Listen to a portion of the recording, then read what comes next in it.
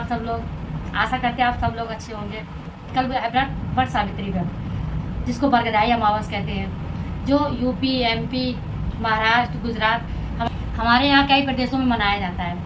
तो हमने सोचा कि आप लोगों के यहाँ वट सावित्री व्रत मनाया जाता है। आप लोगों में से कितने लोग वट सावित्री व्रत की पूजा करते हैं और कैसे करते हैं? हम जैसे करते हैं वैसे हम आपको बताने की कोशिश कर रहे हैं, जैसा हमको आता है, जैसे हमने की है। तो आज है 18 मई और कल है 19 मई। आज रात के 9:42 से वट सावित्री व्रत का शुरुआत हो जाएगी और कल 9:42 पे ही इसका पारायण होगा। तो देखिए हम क्या क्या सामान लेके आए हैं, वो हम आपको दिखाते हैं और कैसे कैसे पूजा की जाती है। देखिए एक थाली में हम चूड़ी नई खरीद के लाए हैं और ये सिंदूर की डिब्बी है और ये माता को चढ़ाने के लिए चुन्नी है और बिंदी है और ये श्रृंगार का सामान है और ये कलावा है और ये एक घी की बाती है। और आएंगे आज हम बाज़ार से तो खरबूजा चढ़ाएंगे और चना भिगो दिए हैं, उसको भी सुबह चढ़ाएंगे। वट सावित्री व्रत में बरगद की पूजा की जाती है। जो बरगद का पेड़ होता है वो कई सालों तक चिरंजीवी होता है एक तरीके की, तो उसकी पूजा की जाती है। उस पर परिक्रमा लगाई जाती है। सबसे पहले उस पर जाके जब हम वट सावित्री व्रत की पूजा करने जाएंगे तो पहले हम लोटे में जल भर के ले जाएंगे। वैसे मिट्टी का होना चाहिए, अगर मिट्टी का ना हो तो तांबे का लोटा जल भर के ले जाए उसमें। तो पहले हम वहाँ पे मिट्टी में थोड़ा सा जल चढ़ाएंगे, देखो फूल चढ़ाएंगे वहाँ पे। अगर फूल ना हो तो कोई बात नहीं है, भगवान सब माफ़ करते हैं। और वहाँ से एक बरगद का पत्ता जो मिलता है ना, उसको सबसे पहले यहाँ अपने बालों में लगा लेंगे। बरगदाई में बरगद का पत्ता हमारे यहाँ बालों में लगाया जाता है पहले नंबर। जब उसको यहाँ पे खुश लेते हैं ना तभी पूजा की जाती है। और वट सावित्री व्रत का जो पूजा विधान है वो तो योगों से चला आ रहा है। सबसे पहले वट सावित्री व्रत की पूजा कथा सावित्री ने की थी, इसीलिए वट सावित्री व्रत कहा जाता है। और ये जेठ का जो महीना होता है ना, उसमें जो अमावस पड़ती है, जो अमावस के दिन होता है, और उसी दिन शनि जयंती भी मनाई जाती है।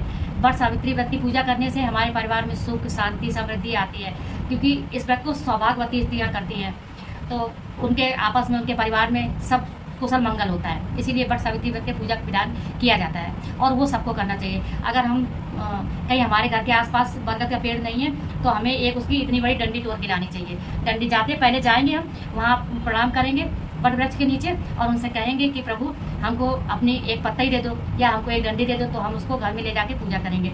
और उसकी पूजा करने के बाद में अगर हम वहाँ पूजा करने जाते हैं तो वहाँ हमें 108 बार परिक्रमा लगानी चाहिए। अगर हम अस्वस्थ हैं, अगर हमारी तबीयत खराब है तो हमें कम से कम 8 परिक्रमा लगानी चाहिए। एक कच्चा सूत आता है उसको 8 परिक्रमा लगानी चाहिए, नहीं तो रोली से बांध के वट वृक्ष में बांध के और उससे उसको हाथ में लेके परिक्रमा लगानी चाहिए। और क्योंकि वट वृक्ष में ब्रह्मा, विष्णु और महेश तीनों का वास होता है, इसीलिए वट वृक्ष वैसे भी हमारे यहाँ राष्ट्रीय वृक्ष माना जाता है। करने के लिए हमें पहले बरगद के पेड़ पे जल चढ़ाना चाहिए और फिर वहाँ पे दीपक जलाना चाहिए। और जो पूड़ी बनाई जाती हैं, गुलगुला बनाए जाते हैं, उनको ले जाके भी वहीं चढ़ाना चाहिए। और जो चने हमने भिगोए वो चने ज़रूर चढ़ाने चाहिए, क्योंकि जो वट सावित्री व्रत की पूजा या कथा होती है ना, उसको हाथ में चने लेके ही सुनी जाती है। ऋतु फल चढ़ते हैं, जैसे खरबूजा है, जो भी आपके श्रद्धा अनुसार हो वो आप चढ़ा सकते हैं। और इस दिन सारी महिलाएं, सौभाग्यवती महिलाएं निर्जला व्रत रखती हैं। जब सुबह सूर्योदय के पहले वो उठ के स्नान करती हैं, घर को साफ सुथरा करती हैं। इसके बाद में वो वट वृक्ष की पूजा करने जाती है, पूड़ी बनाती हैं, गुलगुला बनाती हैं और कलावा मंगाती हैं, रोली मंगाती हैं। और देखो सिंदूर की डिब्बी भी लेके जाती है, क्योंकि सिंदूर चढ़ाया जाता है ना वहाँ पे वट वृक्ष में। अब पूरे श्रृंगार की सामग्री ये सब चढ़ाई जाती है। देखिए ये हमने दिखाया आपको, शीशा है इसमें, देखिए शीशा, नाखून, ये सब कुछ चढ़ाया जाता है, चूड़ी। और फिर घी का दीपक जला के, और कुछ लोग वो बनाते चावल का लेप, चावल फुला के फिर उनको पीस के फिर उनके थप्पा लगाए जाते हैं। और पूजा करने के बाद में, परिक्रमा करने के बाद में गले, पेड़ से गले मिला जाता है। जो वट वृक्ष होता है उसके हम लोग गले मिलते हैं, क्योंकि हमारे देवी देवताओं का वास होता है, इसलिए सुनना जरूरी है। क्योंकि वट सावित्री व्रत वहीं से चालू हुआ था। तो कहते हैं कि मध्य प्रदेश में एक राजा रहते थे जिनकी कोई संतान नहीं थी। तो उन्होंने मुनियों को बुलाया और उनसे कहा कि हमने संतान है, हमारे कोई संतान नहीं है, तो आप बताइए कि हमारे संतान हो जाए जैसे। तो उन्होंने कहा कि आप लोग राजा हैं, आप यज्ञ कीजिए तो आपके संतान होंगे। तो उन्होंने यज्ञ किया तो उनके घर में 9 महीने बाद सुंदर सी एक कन्या पैदा हुई, जिसका नाम सावित्री रखा गया। तो जब सावित्री बड़ी, एक दूसरे देश के राजा थे जिनके एक पुत्र था जिसका नाम सत्यवान था। तो उनका राजपाट छिन गया था, राजा का राजपाट छिन गया था और राजा और रानी अंधे हो गए थे। तो राजकुमार उनकी सेवा किया करते थे। तो राजा ने जब अपनी पुत्री के सावित्री की शादी उनसे तय की थी तो वो बहुत छोटी थी। फिर इसके बाद में उनका सब राजपाट छिन गया और माँ बाप अंधे हो गए, सत्यवान भी बड़े हो चुके थे। तो जब शादी की बात आई तो नारद मुनि ऊपर से आए स्वर्गलोक से, और उन्होंने राजा से कहा कि राजन, आप जिस लड़के से आपने शादी की बात तय की है, उसकी बहुत अल्प आयु है, मतलब उसकी 1 साल, मतलब शादी से 1 साल बाद ही वो ख़त्म हो जाएगा। तो राजा को ये बहुत चिंता हुई। तो राजा ने अपने रानी से कहा, रानी ने पुत्री से कहा, तो पुत्री ने कहा कि नहीं, अब हम शादी करेंगे तो सत्यवान से ही करेंगे और किसी से शादी नहीं करेंगे। तो राजा ने थक हार के रानी राजकुमारी की बात मानी और सत्यवान से कर दी। अब सत्यवान की सावित्री से जब शादी हो गई तो वह उनके घर गई, तो उनकी गरीबी थी तो उनके घर में उनके माता पिता की सेवा करने लगी और जैसे तैसे काम अपना चला रही थी। जब 1 साल हो गया, क्योंकि 1 साल बचे थे सत्यवान की ज़िंदगी के, तब 1 साल हो गया तो उन्होंने सत्यवान लकड़ी काटने जा रहे थे वन में, तो उनके साथ सावित्री भी गई। उन्होंने कहा कि आज हम आपके साथ चलेंगे और हमने आपके माता पिता की सेवा कर दी, अब हम आपके साथ चलना चाहते हैं, क्योंकि सावित्री ये बात जानती थी। तो जब सावित्री वहाँ गई तो जब वो लकड़हारा बन के जब उनका लकड़ियाँ काटने लगे सत्यवान, तो जब वो नीचे उतारने लगे तो जैसे उन्हें लकड़ियाँ काटने के लिए कुल्हाड़ी मारी तो कुल्हाड़ी गिर गई। तो सत्यवान की क्योंकि सिर में बहुत तेज दर्द होने लगा, तो वो आए और सावित्री ने कहा कि अच्छा तुम्हारी दर्द हो रहा है तो ऐसा करो आप हमारी गोद में लेट जाओ। तो सत्यवान उनकी गोद में लेट गए। तो थोड़ी देर बाद सत्यवान सो गए तो उन्होंने क्या देखा कि यमराज आए हैं और सत्यवान के प्राण को लेके जा रहे हैं। तो सावित्री ने क्या किया, सत्यवान का सिर नीचे रख दिया और यमराज के पीछे पीछे चल दी।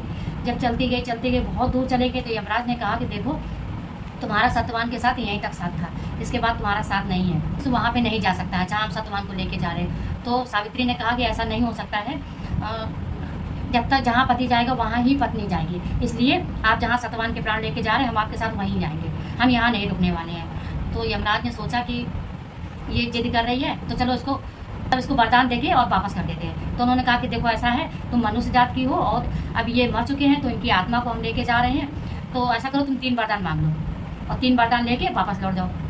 तो उन्होंने कहा कि ठीक है। तो उन्होंने कहा कि पहला वरदान हमको दे दो कि हमारे सास ससुर की आँखें ठीक हो जाए।